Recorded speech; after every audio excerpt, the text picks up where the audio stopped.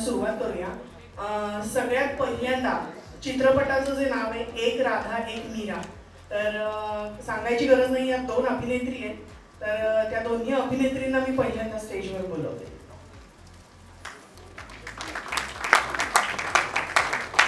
गुणी अभिनेत्री मृण्मयी देशपांडे,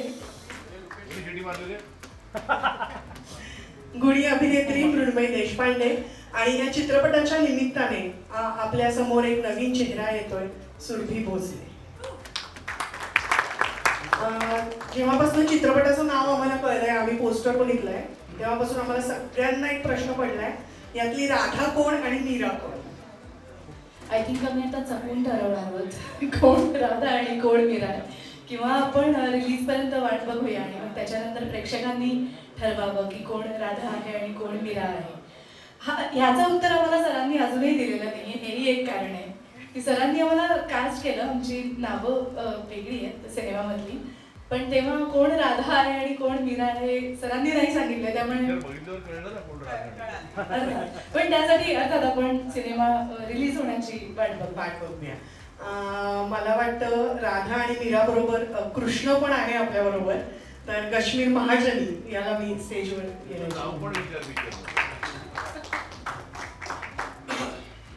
येस कश्मीर, तू सांगणार आहेस कोण राधा आहे कोण मीरा आहे? मला माहिती आहे, पण आता सांगितलं तर इकडे आमचे बॉस बसले पटके. I guess you should watch the film. चित्रपट पहा आणि त्यानंतर कळेल. मला एवढं माहितीये की ह्या दोघींना अजूनही माहित नाही की यातली राधा आणि मीरा कोण आहेत, आणि त्यामुळे ते डॉच करतात नेहमी तो प्रश्न. त्यांना अजूनही ते उलगडले नाही कोण. मला माहिती आहे एक्झॅक्टली कोण आहे राधा कोण Meera, but I think you should watch the film. चित्रपट पहा. इट्स खूप श्रीमंत, खूप छान, खूप मोठा चित्रपट आहे. आणि व्हॉट आय लाईक इज की युजली पीरियड ड्रामा असला की बजेट मोठं आणि श्रीमंत आपण. मला त्या प्रश्नाकडे यायचं आहे. याच्या आधीची तुझी फिल्म होती फुलवंती, पीरियड ड्रामा होता आणि एक वेगळा लुक होता, आणि आता तू जेन्झी लुक मध्ये दिसतोयस. म्हणजे काय हे ठरवून आहे का काय होत गेलंय काय? नाही, ठरवून असं नाहीये, पण हो गेल्या वर्षी फुलवंतीबाईंचा शास्त्री बुवा म्हणून दिसतो, यावेळेस एका राधेचा आणि मीरेचा कृष्ण म्हणून दिसणार आहे. काही ठरवून नाहीये. मी कुठल्या मुद्द्यावर येत होतो की युजली पीरियड ड्रामा केला आपण की बजेट्स मोठी वगैरे वापरतो. पहिल्यांदा एक जेन झीची रोमॅन्टिक फिल्म आहे, पण तरीही भव्य दिव्य आणि श्रीमंत स्केलवरती शूट झाली. पहिल्यांदा एक रोमॅन्टिक फिल्म ही थोड्याफार प्रमाणात पुण्या मुंबईच्या बाहेर पडून एका खूप मोठ्या ग्रँड स्केलवरती ग्लॅमरसली शूट झाली आहे मराठीमध्ये. सो ते मला असं वाटतं एक खूप मोठं वैशिष्ट्य आहे चित्रपटाचं. राईट. मृण्मयीला मला विचारायचं आहे, मृण्मयी आजपर्यंत आम्ही तुला नटसम्राट मध्ये बघितलं, चंद्रमुखी मध्ये बघितलं, तुझा लुक या चित्रपटाच्या मनात तिथे वेगळा होता, तर हा लुक वेगळा आहे आणि तो खूप छान कॅरी केलेला दिसतोय, खूप छान दिसतेस त्याच्यात. तर काय विचार होता की थोडंसं पठडी बाहेर जाऊन आपण हे वेगळं करावं, आणि काही टेन्शन काही भीती काय सांगशील? खोटं नाही बोलणार कारण सर समोर बसलेत, पण मला वाटतं की नटसम्राटमध्ये सुद्धा महेश सरांचं दिग्दर्शन होतं, किंवा याच्या आधी द्यानीमनीमध्ये आम्ही एकत्र काम केलं. तर मला वाटतं की माझ्या करिअरमध्ये सरांनी जेवढं वेगवेगळ्या भूमिकांमध्ये मला बघितलेलं आहे तेवढं मी पण स्वतःला कधी बघितलेलं नाही आहे. मी स्वतःवरतीच कदाचित शिक्का मारून मोकळी झाले असते की कॅरेक्टर रोलमध्ये कदाचित मी जास्त कम्फर्टेबल असते. आणि जेव्हा त्यांनी ह्या रोलसाठी मला विचारलं, म्हणजे सिनेमासाठी विचारल्यावर मला पहिल्यांदा असं वाटलं की दुसऱ्या रोलसाठी ते माझा विचार करताय, आणि त्यांनी लुक दाखवला आणि ते म्हटले की तू फक्त विश्वास ठेव, आणि त्यांनी सगळं करून घेतलं. त्यामुळे हे जे काही, आणि त्याच्यानंतर मला तो कॉन्फिडन्स आला की मी असं काहीतरी पुल ऑफ करू शकते म्हणून, आणि ऑब्व्हियसली तो मग आयुष्यभर पुरला कॉन्फिडन्स. पण याचं पूर्ण श्रेय हे महेश सरांनाच जातं, कारण त्यांनी जर का विचारलं नसतं किंवा त्यांनी सगळ्यात पहिल्यांदा मला असं इमॅजिन केलं नसतं तर ते ऑफकोर्स पडद्यावरती बघता आलं नसतं, आणि मला सुद्धा ती बाजू स्वतःमधली एक्सप्लोर करता आली नसती. पण मी खूप एन्जॉय केलं आहे, हे सगळं शूट खूप एन्जॉय केलं आहे. फक्त भयंकर थंडी होती आणि कपडे वेगळे होते, तर जॅकेट घालण्याची मुभा काश्मीरला होती आणि मला नव्हती, ते मात्र मला प्रकर्षाने आठवत आहे. माझ्याशी भांडणं खूप एन्जॉय केलं असतं, ते नंतर बोलू आपण. पण नंतर मला मित्र मिळाला, म्हणजे आयुष्यभरासाठीचा मित्र मिळाला, पण अर्थात ही सगळीच प्रोसेस आम्ही खूप एन्जॉय केली. नाईस. सुरभी, मला तुला विचारायचं आहे की कश्मीर आणि मृण्मयी सारखे अनुभवी ऍक्टर आणि पहिला चित्रपट दिग्दर्शक आहेत महेश मांजरेकर. तर काय सांगशील आणि कशी मिळाली ही भूमिका तुला? मला वाटतं कश्मीरच माझा पहिला हिरो असणार होता, कारण की मला जो पहिले पिक्चर आला होता त्याच्यात पण कश्मीरच हिरो असणार होता. फॉर सम रिझन मी तो केला नाही. आणि मला प्रवीण तरडे यांचा फोन आला की तुला थोड्या वेळात महेश मांजरेकर हे फोन करणार आहेत. तिथेच माझं धडधड धडधड असं सुरू झालेलं. आणि त्यांनी सांगितलं त्यांना तुझ्या म्हणजे त्यांच्याकडे एक स्क्रिप्ट आहे ज्याच्यात he wants you to act. आणि तो फोन ठेवला आणि सरांचा फोन आला.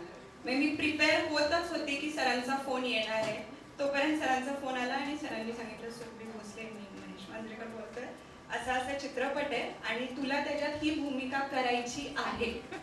करणार आहेस का? लुक टेस्ट घेतो, ऑडिशन घेतो, नथिंग डुईंग. तू ही भूमिका करणार आहेस. तर मी थोडीशी म्हणजे आय वेंट ब्लँक की महेश सर मला सांगतायत करायची आहे. सर म्हणले मी पुण्याला येतो, तुला सगळी स्क्रिप्ट ऐकवतो. तेव्हा कश्मीर मी आणि सर भेटलेलो होतो. सरांनी सगळं ऐकवलं आणि मी म्हटलं सर प्लीज मला 2 दिवस देता का? म्हणजे that is because I was sceptical की मला महेश सरांसोबत काम करायचं. आणि सरांनी मला 2 दिवसांनी फोन केला की मी तुझी काही लुक टेस्ट वगैरे घेणार नाही. I have seen you and I want you to do this. अशी मला ही मूवी मिळाली. आणि I take this opportunity to thank sir की सरांनी माझ्यावर एवढा ट्रस्ट दाखवला. हॅव्हिंग कश्मीर, हॅव्हिंग मृण्मयी, संदीप दादा आणि सगळे एवढे छान अनुभवी लोकांसोबत मला काम करायला मिळालं. But it was all Mahesh sir. सरांनी माझ्याकडनं प्रत्येक सीन जसा हवा तसा करून दिला. नाईस. मीरा आहे, राधा आहे, कृष्ण आहे.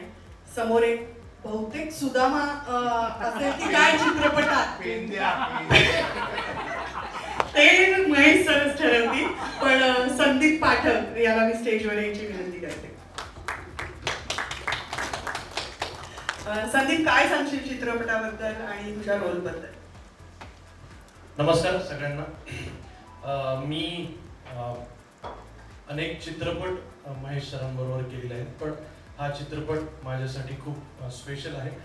त्याचं कारण असं आहे की अनेक चित्रपटांमध्ये मी ग्रामीण भागात असल्यामुळे मला त्या प्रकारचे चित्रपट जास्त आलेले आहेत. आणि चहाच्या पाण्यात भिजवलेले कपडे हे जास्त वेअर केलेत मी सिनेमामध्ये. आणि नळदुर्ग म्हणजे पिंपळे सौदागर, टाकवे खुर्द, डेक्कन मोहा अशामध्ये माझं जास्त करिअर झालेलं आहे. म्हणजे तिकडे मी जास्त एक्सप्लोर झालेलो आहे. लोकांना ते जास्त मी एक्सप्लोर केलंय. तर मला ऍक्टर म्हणून आनंद वेगळा आहे की महेश सरांनी ही जी मला संधी दिली किंवा संधीपेक्षा माझ्यावर विश्वास दाखवला की हा रोल हा बरा करू शकतो, चांगला करू शकतो. आणि बॅकड्रॉपला स्लोवेनिया आहे.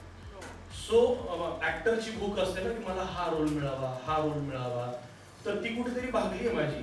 मला स्लोवेनियात शूटिंग करायला मिळणार आहे आणि लेग ब्लेड वगैरे सारखं छान छान लोकेशन्स असणार आहेत आणि तिथे मी बागडणार आहे. तर नट म्हणून त्याचा आनंद एक खूप वेगळा असतो. आणि भाषा सुद्धा म्हणजे तुम्हाला शुद्ध बोलायचं आहे किंवा इंग्लिश बोलायचं आहे तर ते महत्त्वाचं. हा म्हणजे भाषेवरून पहिल्यांदा मी कुठल्या डिरेक्टरचे बोलणे खाल्ले असतील तर ते महेश सरांचे. इंग्लिश मी सरांना मग बाजूला घेऊन म्हणालो की सर आम्हाला इंग्लिशचे शिक्षकच असे होते. Gopal says that. आपण मराठी शिकतोय का इंग्लिशचा तास हा प्रॉब्लेम असल्यामुळे मी वगैरे हे कधी येणार. आर सायलेंट नव्हताच आमच्याकडे माजलगावला. आर हा नेहमी ठळक असा चपटा होता.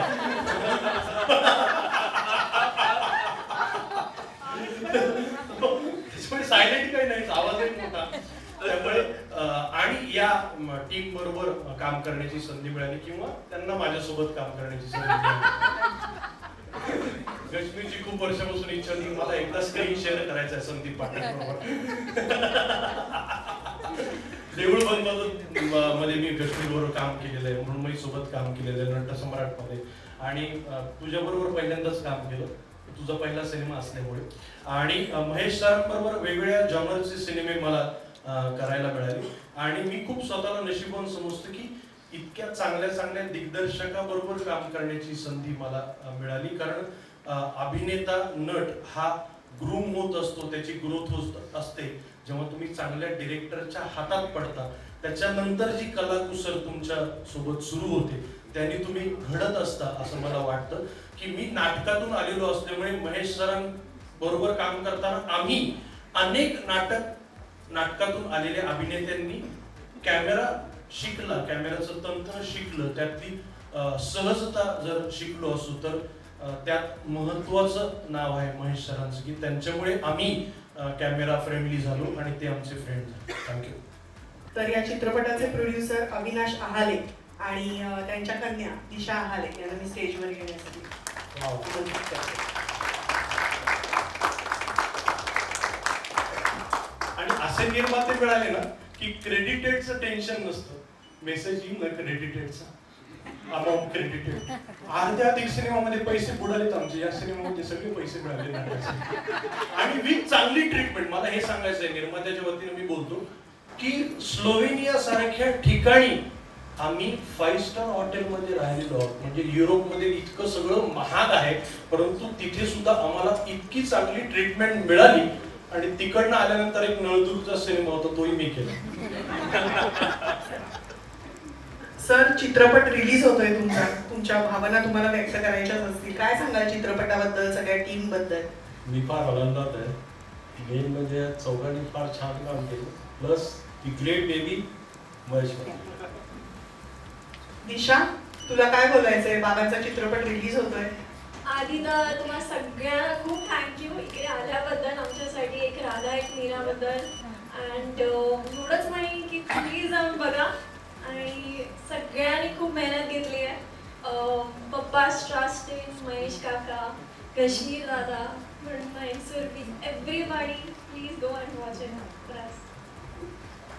आता या चित्रपटाचे captain of the ship Mahesh Manjrekar यांना मी इथे येण्याची विनंती करते.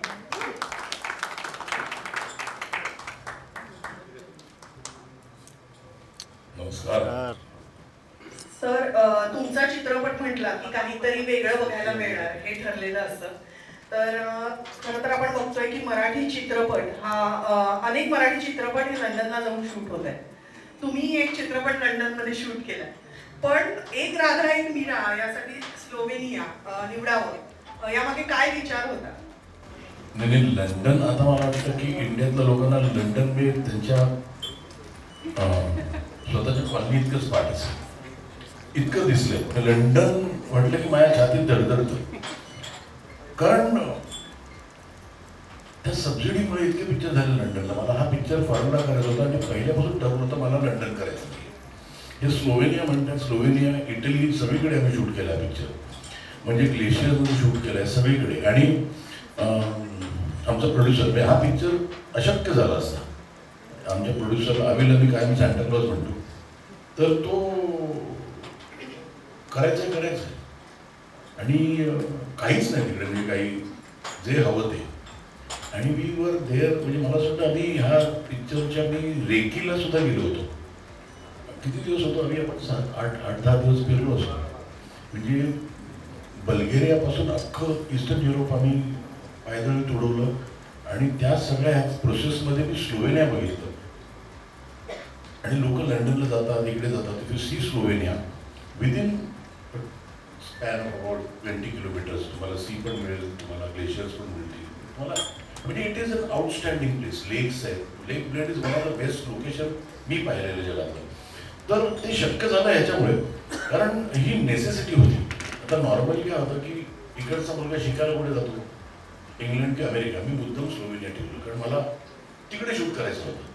अमेरिकेत म्हणजे फारच लांब पडतं. म्हणजे नथिंग रॉंग इन अमेरिका, पण the thought of travelling for 15-20 hours ना हे. आणि नंतर आल्यावर इथे 15 दिवस झोप येत नाही बिकॉज जेट लॅगिंग. पण हा picture I feel it is on par with any Hindi film.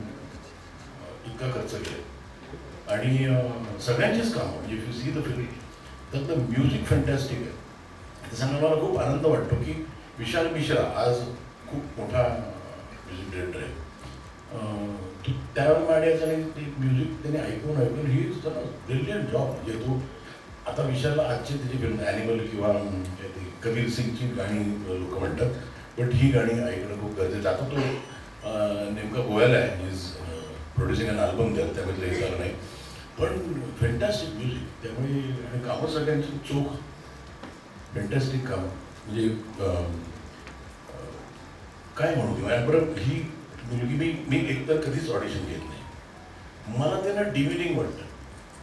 म्हणजे एक ॲक्टर आपल्याला वाटतं की असा दिसावा, त्याला तुम्ही बोलवलं, ते बोलल्यावर कळतं नाही बरं त्याचं काही का बोलवलं तुम्ही, त्याचं काहीतरी कॉन्ट्रिब्युशन म्हणून बोलवलं ना, मग त्याचं कसं टेस्टिंग करता.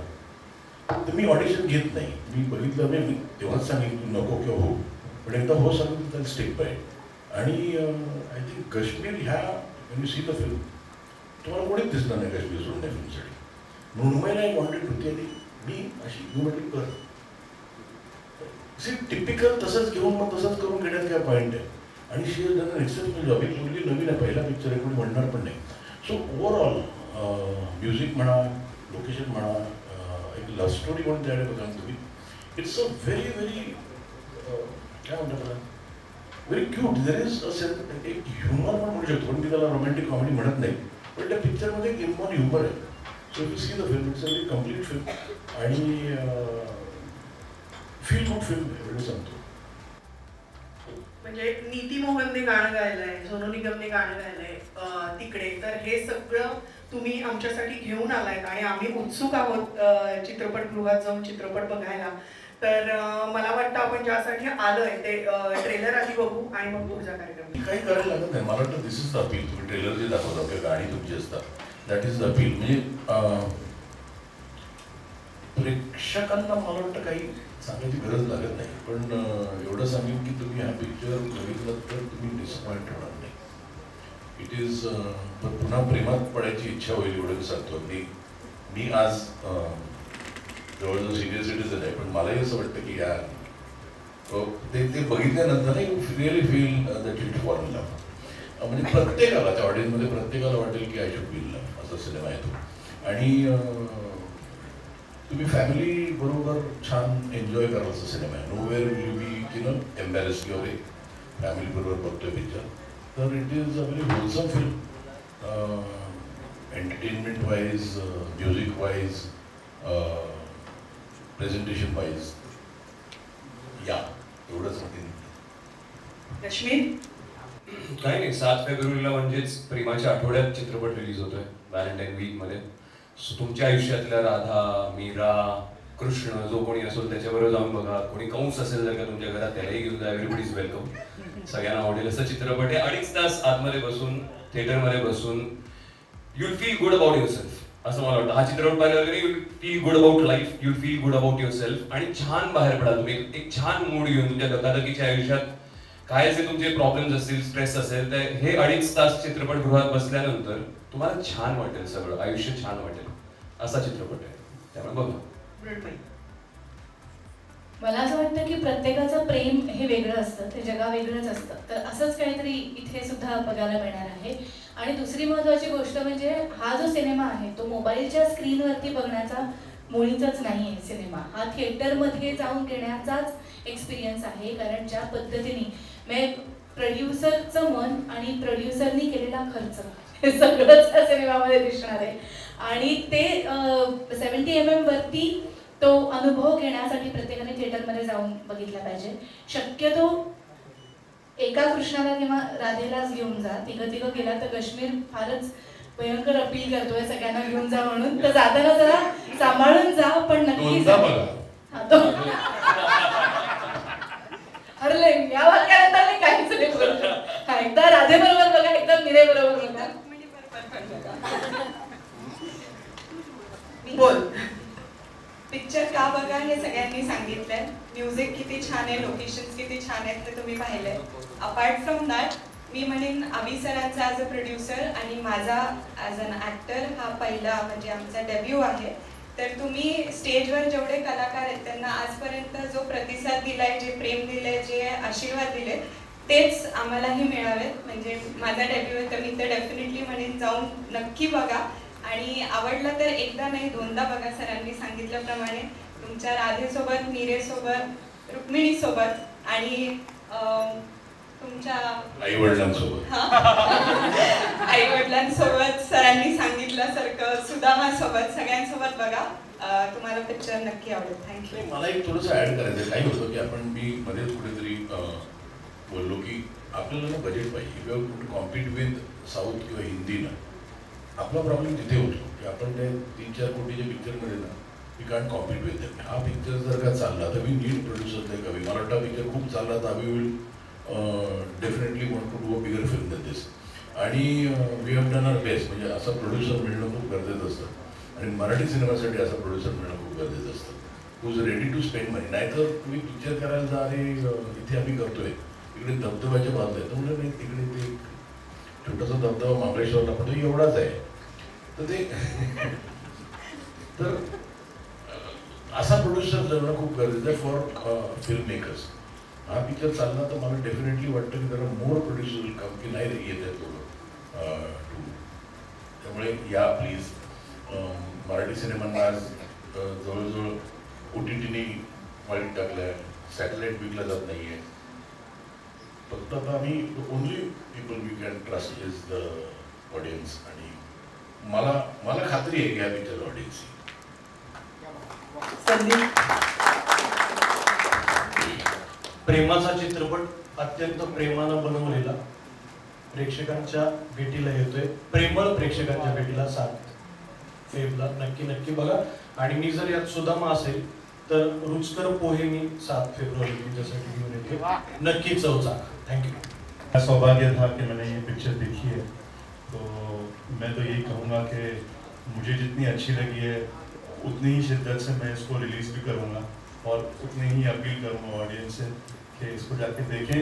और जो महेश सर ने बोला है ऑडियंस सिनेमा में आना ज़रूरी है. अगर वो सिनेमा में आके नहीं देखेंगे तो हम और पिक्चरें नहीं बना पाएंगे. हम आपके पास और पिक्चरें लेके नहीं आ पाएंगे. So my appeal is also please go to the theatres and watch and we'll do all our we'll put all our might behind this film to release it. Thank you.